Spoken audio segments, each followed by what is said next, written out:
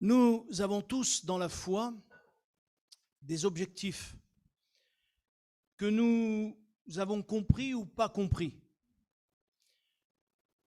Souvent, on se rend compte que les gens, lorsqu'ils sont passés par les eaux du baptême, ils sont passés par les eaux du baptême, ils sont heureux, on leur parle du baptême dans le Saint-Esprit, ils disent oui, mais ça leur échappe, il y a beaucoup de choses qui leur échappent, et en fait, après, ils arrivent à vivre une petite foi comme ça, parce que l'essentiel, c'est pour eux de venir à l'église. L'essentiel, c'est de chanter des cantiques, et gloire à Dieu pour les cantiques qu'on chante. L'essentiel, c'est qu'on écoute un petit peu la parole, et puis on se contente de ça, et puis ça nous va bien.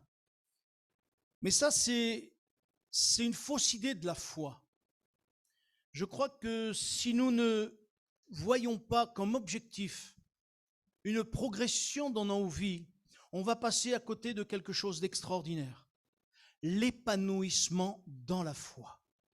Qu'est-ce que c'est qu'un épanouissement? Un épanouissement, c'est quand on est heureux. Un épanouissement, c'est ce que peut-être beaucoup ont recherché avant même de connaître Dieu. Certains même, ils ont recherché un épanouissement au travers du mariage. Ça n'a pas marché. Certains ont recherché au travers du sport. Mais au bout d'un moment, on se lasse et puis on se rend compte que même les plus grands sportifs, à un moment donné, ils sont obligés d'arrêter.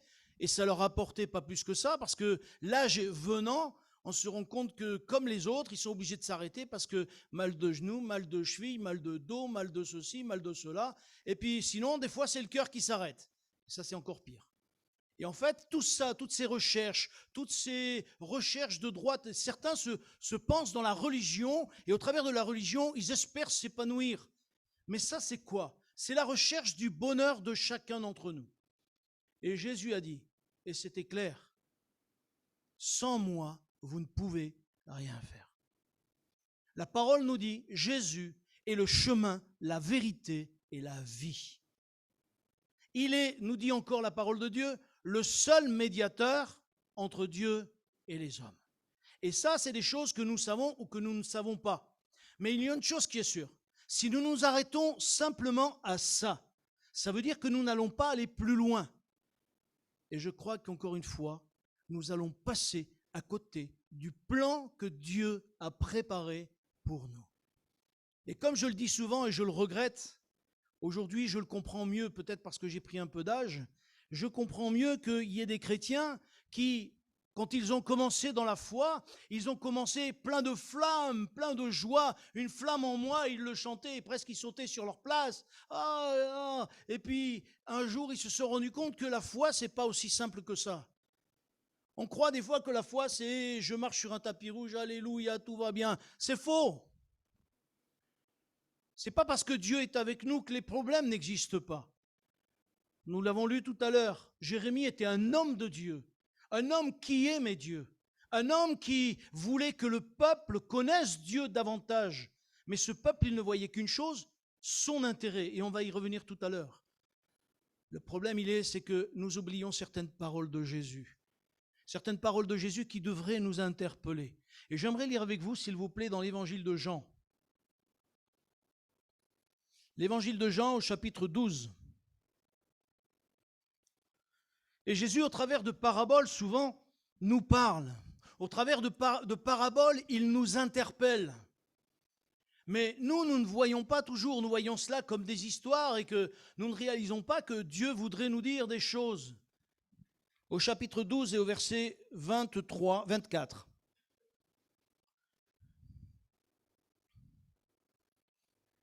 Jésus va dire ceci, chapitre 12, verset 24. En vérité, je vous le dis, si le grain de blé qui est tombé à terre ne meurt, il reste seul. Mais s'il meurt, il porte beaucoup de fruits. Celui qui aime sa vie la perdra. Et celui qui hait sa vie dans ce monde la conservera pour la vie éternelle. Amen. Alors tout de suite, c'est pas parce qu'il a dit que Jésus a dit que celui qui, attendez que je dise pas de bêtises, celui qui haït sa vie dans ce monde, c'est pas pour ça qu'il faut se mettre une balle. D'accord? C'est pas pour ça qu'il faut se balancer d'un pont et dire maintenant, puisque je hais ma vie, je verrai bien dans la vie éternelle, hop, je passe de l'autre côté, puis terminé. Ça se passe pas comme ça. Parce que celui qui ferait ça, il irait en enfer directement, parce qu'il n'aurait pas la paix avec Dieu. Et il est important qu'avant que nous quittions cette terre, nous puissions avoir la paix avec Dieu et que nous puissions y demeurer dans cette paix. Et Jésus, lorsqu'il va donner cette parabole du grain de blé, s'il ne meurt, je vois deux sens. Le premier sens, c'est qu'il parlait de lui-même. C'est-à-dire qu'il fallait qu'il meure, lui en tant que grain de blé. D'ailleurs, nous avons partagé quoi ce matin? Du pain. Et le pain, c'est quoi? C'est du blé. Mais comment il est ce blé quand on fait du pain? Il est pétri. Non, ce n'est pas le blé qui est pétri, c'est la farine.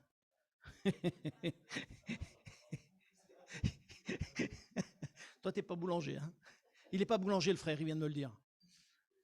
Le grain de blé, il est écrasé, écrasé, écrasé, jusqu'à ce qu'il devienne de la farine, jusqu'à ce qu'il ne soit plus, qu'il n'existe plus. C'est ça le grain de blé. Et après, comme ça devient de la farine, alors le pain est fait. Mais ça, c'était déjà l'image de ce que Jésus allait subir en humiliation, subir en écrasement. Mais quand Jésus dit, si le grain de blé qui est en terre ne meurt, il ne porte pas de fruits, c'est à la fois pour lui, mais c'est à la fois pour nous. Jésus a dit que nous devions porter du fruit. Mais comment porter du fruit si nous ne mourrons pas? Un grain de blé que vous mettez dans le hangar, s'il y a une belle dalle en béton, il va rester un grain de blé. Et il restera tout seul. Par contre, si vous le mettez en terre, à cause de la terre, à cause de l'eau qui va y venir, ce grain de blé va mourir. Mais au travers de sa mort, il va créer un épi. Et vous savez combien il y a de blé encore dans l'épi? Dans un épi de blé, je ne vais pas vous le dire, je ne le sais pas non plus, mais il y a un certain nombre de grains de blé. N'empêche, ça donne plus de grains. Ah, vous vouliez tous savoir combien il y avait de grains, hein? Ah ben non, je ne l'ai pas cherché. Peut-être, parce qu'en fonction des grains de blé, des épis, ça va être différent. Donc je ne peux pas dire qu'il y a tant de grains de blé. Je ne sais pas. Mais de toute façon, une chose qui est sûre, si ce grain ne meurt pas, il ne pourra pas avoir de fruits. Il ne pourra pas avoir non seulement des racines, mais non seulement il ne pourra pas de fruits, il ne pourra pas porter du fruit. Et ce matin, j'aimerais vous parler de l'épanouissement. Et nous ne pouvons pas nous épanouir dans notre vie chrétienne si nous ne mourrons pas à nous-mêmes. S'il n'y a pas en nous cette pensée de dire « je veux qu'il croisse », il faut qu'il croisse et que je diminue. Vous voyez, il y a encore cette pensée de dire « il faut que je diminue ». Si nous voulons paraître, si nous voulons être, si nous voulons montrer que je suis le meilleur, ça ne marchera pas. Parce que Dieu est Dieu et nous ne sommes que petits, nous sommes que chairs, faibles. Un petit virus de rien du tout, il nous emporte. Combien avec ce coronavirus sont emportés? Combien par la grippe? Par la grippe. Pourtant, la grippe, au XXIe siècle, la grippe, et il y en a combien qui meurent par an? J'ose pas vous dire le chiffre parce que j'en suis pas sûr. Mais vous vous rendez compte? Alors, nous, qu'est-ce que nous allons dire par rapport à Dieu?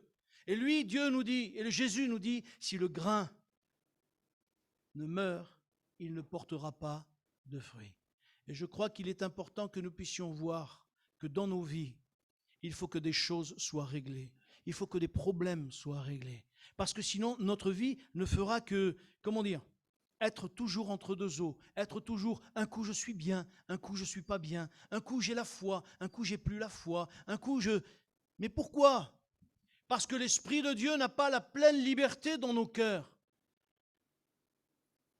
J'aimerais vous dire que plusieurs d'entre nous ont vécu des moments difficiles où le Seigneur, à un moment donné, a donné une parole qui a fortifié, qui a renouvelé. Des fois, nous ne réalisons pas que Dieu est là. Vous savez qu'il s'est passé des miracles en Ukraine avec Dieu? C'est une sœur qui nous l'a raconté. Ils ont été au Coteau-Fleury, vous savez? Et il y avait une sœur ukrainienne qui leur a montré une photo. Alors vous allez me dire, mais c'est une photo. Mais je ne sais pas qui c'est qui a pris la photo. J'ai été surpris qu'elle ait raconté ça. Alors, la sœur, elle a vu la photo en tout cas. Et il semblerait qu'en Ukraine, à un moment donné, il y a eu un bâtiment qui a été gardé. Et dans la photo, on voit comme deux anges qui tiennent le bâtiment. Tout autour est détruit, sauf le bâtiment. Et dans ce bâtiment, la sœur disait, il y avait des chrétiens qui priaient. Il y avait des chrétiens qui priaient. C'est Dieu qui nous garde. C'est Dieu qui nous tient dans sa main. Mais il faut que nous puissions dire, Seigneur, de la même manière que tu nous gardes, moi je veux abandonner ma vie. Je veux laisser ma vie. Et je reconnais une chose, c'est que ce n'est pas facile de mourir à soi-même. J'aimerais lire avec vous, s'il vous plaît, un texte dans l'Épître aux Romains. L'Épître aux Romains au chapitre 6.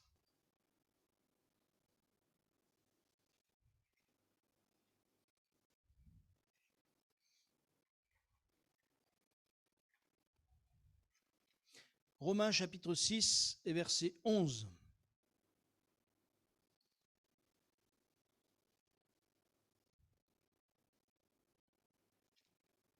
Si je suis dans les actes, ça ne va pas marcher.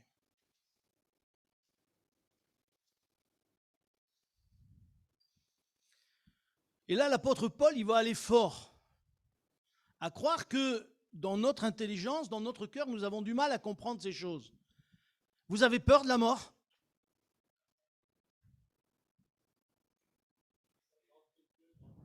Par la grâce de Dieu. Voilà ce que dit l'apôtre Paul. Il dit, au verset 11, « Ainsi vous-même, regardez-vous comme morts au péché et comme vivants pour Dieu en Jésus-Christ. Que le péché ne règne donc point dans votre corps mortel et n'obéissez pas à ses convoitises. Ne livrez pas vos membres au péché comme des instruments d'iniquité, mais donnez-vous vous-même à Dieu comme étant vivants de mort que vous étiez et offrez à Dieu vos membres comme des instruments de justice. Amen. » Là, je ne sais pas si vous avez remarqué, mais il y a deux mots qui reviennent et que j'ai relevés, moi, dans ma lecture. C'est « donnez-vous vous-même ». Vous ne pouvez pas vous donner pour moi, moi je ne peux pas vous donner pour vous. Mais vous, chacun d'entre nous doit se donner soi-même à Dieu. Chacun d'entre nous ne peut dire à Dieu que « viens me changer, viens me transformer, viens que je te donne toute ma vie ». On peut pas, vous savez, Dieu n'est pas un Dieu de demi-mesure. Est-ce que vous aimez la demi-mesure ? Vous aimez qu'on vous serve qu'un demi-verre d'eau ? Moi, j'aime bien un plein, il dit. Ben oui. Et même quand il fait soif et qu'il fait chaud, plus un double, je dirais. Mais justement, si on n'aime pas nous-mêmes la demi-mesure, on n'aime pas d'être aimé à moitié, on veut être aimé entier. Mais Dieu nous aime entièrement. Il ne fait pas de la demi-mesure, lui. Il ne fait tellement pas de la demi-mesure qu'il a donné son propre Fils afin que nous vivions, afin que nous soyons éternellement avec lui. Mais nous faisons des fois de la demi-mesure. Seigneur, aide-nous à nous donner nous-mêmes. L'apôtre Paul dit ceci, « Ainsi, vous-même, regardez-vous comme morts au péché. » Ça, c'est dur. Parce que l'apôtre Paul dit ailleurs, le péché qui nous environne si facilement. Vous avez vu comme on est vite tenté ? Vous avez vu comme on est vite happé, on a vite fait de mal parler, vite fait de mentir, vite fait d'essayer de trouver des moyens de... Le désir de Dieu, c'est que nous soyons entiers pour lui, que nous ne puissions pas faire des demi-mesures. Mais il attend que nous le fassions. Il faut que nous-mêmes nous puissions dire, Seigneur, viens me changer, viens me transformer, viens faire de moi une nouvelle créature. Et dans ce texte, justement, l'apôtre Paul rappelle, parce que juste après, dans les textes qui suivent le chapitre 6 et 7, il parle de la nature humaine. Il parle de ce que nous sommes nous-mêmes. Et il nous dit que nous sommes livrés au péché. Il dit que nos corps, ils sont vraiment de ceux qui sont encore tenus par le péché. Et il est difficile pour chacun d'entre nous de nous laisser faire par Dieu. De la même manière que dans le grain de blé, il y a la vie. Pourtant, un grain de blé, vous avez vu, hein, on ne dirait pas qu'il y a la vie dedans. Mais pourtant, si vous le plantez, la vie, elle vient. De la même manière, dans notre vie, nous qui avons accepté Jésus-Christ, la vie de Dieu est en nous. Est-ce que nous réalisons que la vie de Dieu est en nous? Est-ce que nous réalisons que Dieu a mis dans nos cœurs cette vie et que cette vie, nous n'avons juste qu'à la communiquer? Est-ce que vous avez envie de la communiquer? Jésus a dit, et il le dira à ses disciples, je le disais vendredi soir à la prière, et j'aimerais le lire avec vous dans les Actes des Apôtres, parce que ça m'a interpellé moi-même lorsque je préparais pour vendredi soir.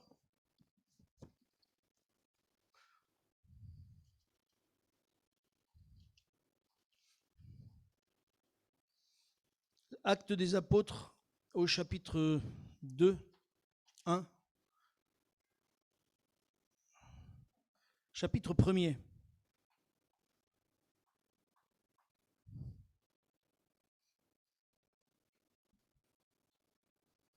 Chapitre 1er et verset 7.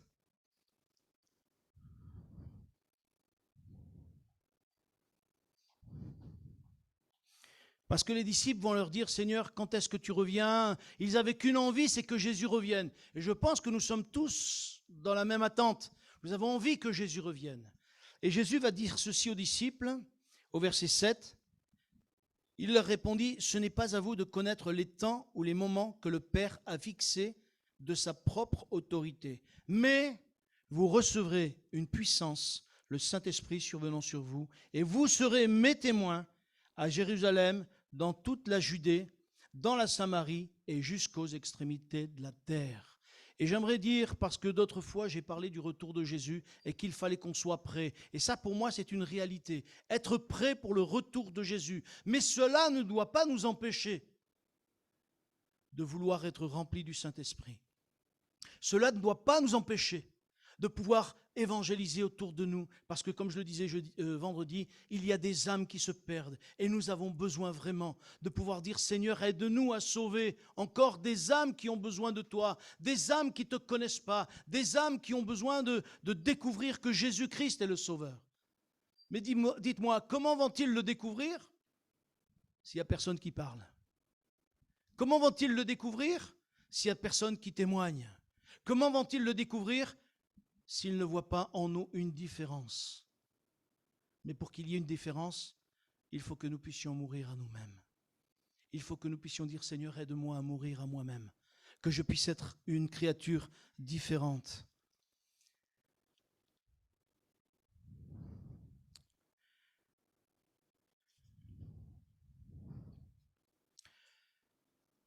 Je réalise souvent, sans nous rendre compte, nous avons tendance, elle veut dire qu'il faut arrêter la ventilation, c'est ça ma sœur? Arrêtez la ventilation là-haut si elle a froid la sœur. Moi j'ai chaud, hein. On ne peut pas la mettre vers moi, non?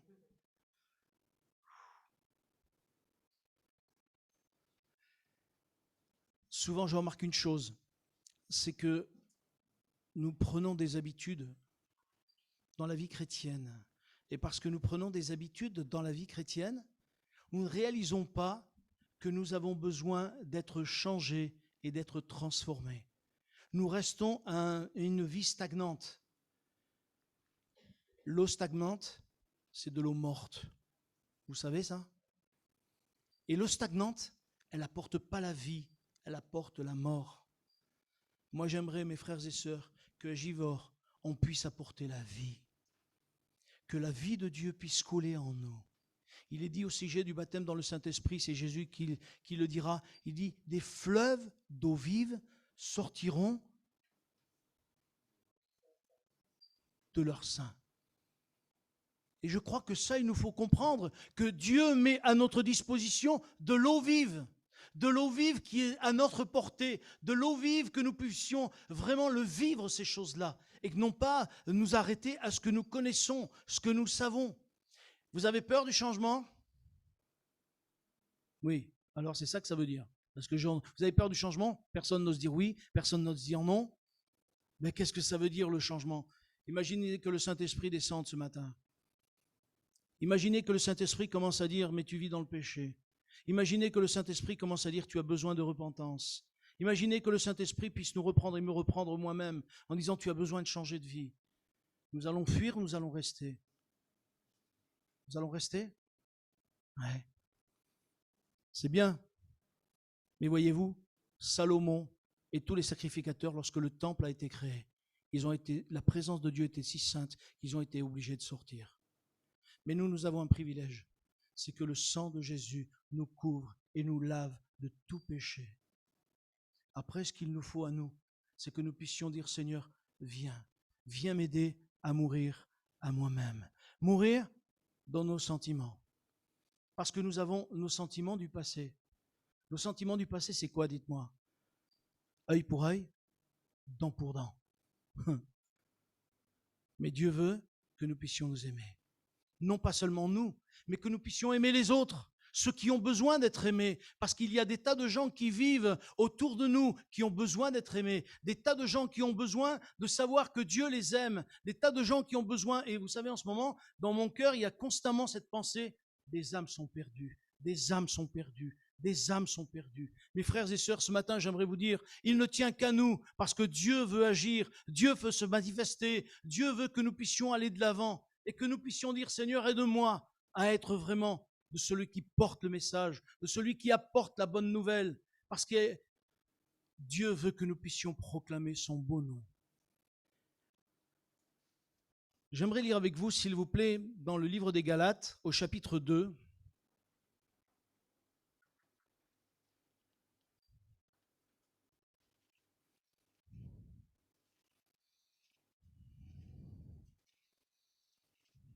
Et à partir du verset 20,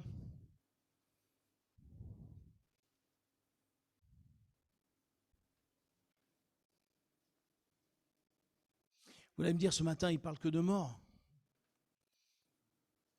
Pourquoi je parle que de mort? Parce que Jésus est ressuscité. Mais avant de ressusciter, il a fallu qu'il meure. Et si nous voulons ressusciter en étant de nouvelles créatures, il faut que nous puissions mourir à nous-mêmes.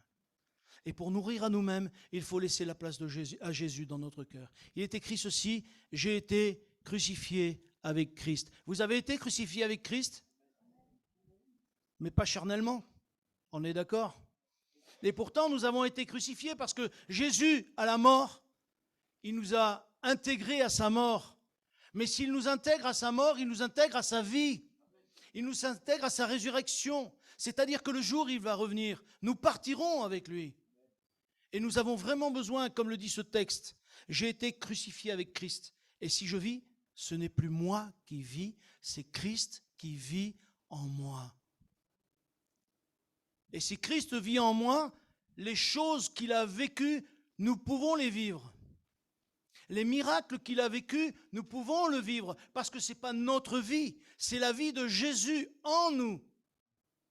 Mais pour que la vie de Jésus soit pleinement en moi, il faut que je sois crucifié avec Christ. Il faut que le grain de blé meure pour qu'il puisse porter du fruit. Je crois que nous ne réalisons pas toujours tous ces textes qui nous parlent. Et des fois, lorsque nous ne le réalisons pas, il nous arrive comme il est arrivé à Pierre. Vous vous rappelez dans l'évangile de Luc, à un moment donné, Jésus va lui dire, Pierre, Satan vous a réclamé pour vous cribler comme du froment. Et parfois, nous ne réalisons pas que Dieu utilise les moyens que nous vivons, les moyens de notre vie, pour que nous soyons criblés un petit peu, pour que nous soyons découragés, pour que nous soyons dans l'incompréhension, pour que nous puissions nous remettre en question, pour que nous puissions dire, Seigneur, viens m'aider, j'en peux plus, je suis au bout du rouleau. Moïse ne voulait plus servir Dieu. Pourquoi ? Parce qu'il y a eu un brisement dans son cœur. Il y a eu un brisement dans sa vie. Et s'il n'y a pas de brisement dans nos cœurs, s'il n'y a pas de brisement dans nos vies, certaines fois, nous n'arrivons pas à avancer. Et nous disons, mais j'arrive plus. Et puis, c'est pour ça qu'il y en a qui abandonnent la foi. Je le disais encore tout à l'heure. Pourquoi ? Parce qu'ils voudraient aller plus loin, mais ils ne veulent pas passer par, j'allais dire, par le creuset. Mais si on ne passe pas par le creuset, on ne peut pas progresser. Pourquoi ? Parce que nous sommes durs de cœur, durs d'entendement. Les apôtres, ils ne voyaient en Jésus que les miracles, que ces choses, et ils disaient, ils vont le faire roi, on va le faire roi. Mais ce n'est pas ce que Jésus voulait. Il a fallu qu'ils passent par des moments difficiles où ils auraient pu perdre la foi. Et j'aimerais dire à quelqu'un ce matin, peut-être si tu te poses des questions en te disant, mais pourquoi je passe par des moments si terribles? Pourquoi c'est si difficile pour moi? Pourquoi en ce moment j'ai l'impression que Dieu n'est plus avec moi? Comme on l'a entendu, Dieu il est toujours avec toi. Dieu ne t'a pas abandonné.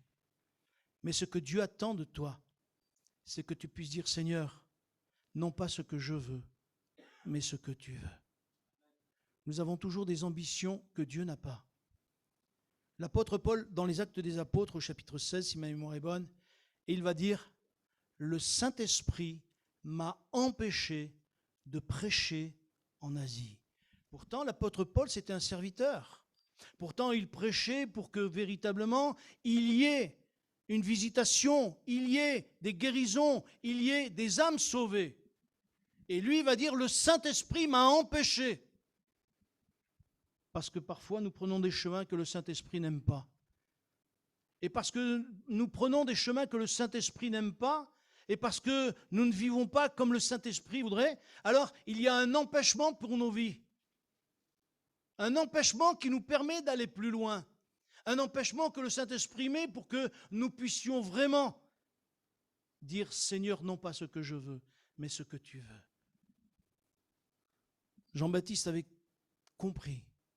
Et pourtant, c'était Jean-Baptiste, plus, j'allais dire, plus abandonné entre les mains du Seigneur que lui, il n'y avait pas. Il vivait de quoi, dites-moi? De sauterelles et de miel. Vous vivriez, vous, de sauterelles et de miel? Ah, c'est sûr qu'on aurait les tailles beaucoup plus fines. Hein? Pour beaucoup d'entre nous, on aurait des tailles plus fines. Hein? Mais il était vraiment entre les mains de Dieu. Et lui-même qui était entre les mains de Dieu va dire, il faut qu'il croisse et que je diminue. Ma sœur, mon frère, si nous voulons voir la gloire de Dieu, si nous voulons que Dieu se manifeste avec puissance, si nous voulons que le Saint-Esprit agisse dans nos vies, il faut que nous mourions et que lui vive. Mais pas mourir physiquement, bien sûr. Mourir dans nos caractères. Mourir dans notre entendement. Mourir dans ce que nous croyons savoir ou te connaître. Que le Seigneur nous aide simplement à être de ceux qui se tiennent à la brèche, de ceux qui se tiennent devant lui et qui dans l'humilité puissent dire, Seigneur, aide-moi à être différent. Parce que si nous voulons voir la gloire de Dieu, réalisons qu'il y a un prix à payer, et j'y reviendrai régulièrement. Aujourd'hui, nous sommes dans un monde qui est facile. Vous allez me dire, oh non, avec tout ce qu'on vit. Oui, mais vous téléphonez, vous avez un crédit que vous ne pouvez pas rembourser, mais vous avez un crédit. Vous téléphonez, vous avez une grande télévision. Vous téléphonez, vous allez voir, vous pouvez avoir ce que vous voulez. Et tout de suite, les gens vous le donnent, même si après, peut-être, vous allez faire de la prison. Mais ça, c'est une autre paire de manches. Mais n'empêche, on peut tout avoir tout de suite. C'est le tout de suite.